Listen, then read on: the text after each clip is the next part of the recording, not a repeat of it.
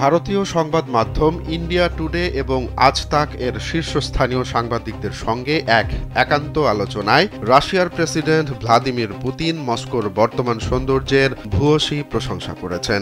একই সঙ্গে তিনি জলবায়ু পরিবর্তন ও পশ্চিমা দেশগুলোর নিষেধাজ্ঞা আরোপের নীতি নিয়ে কঠোর সমালোচনা করেন।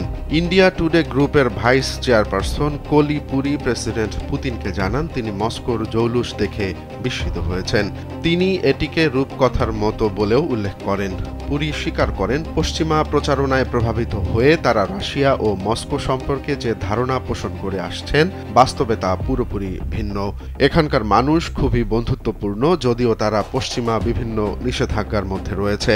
স্যান্ডেলিনা সো, রূপচর্চায় আভিজাত্য। জবাবে পুতিন মজা করে বলেন, ক্রিসমাস ও নববর্ষের সজ্জা শেষ হলে আরও 2 সপ্তাহ থাকলে পুরোপুরি রূপকথার অনুভূতি পাওয়া যাবে। এ সময় তিনি সাংবাদিকদের সেন্ট পিটার্সবার্গ সফরের আমন্ত্রণ জানান। সাংবাদিকদের প্রশ্নের জবাবে পুতিন পশ্চিমা দেশগুলোর জলবায়ু নীতিকে কঠোরভাবে সমালোচনা করেন।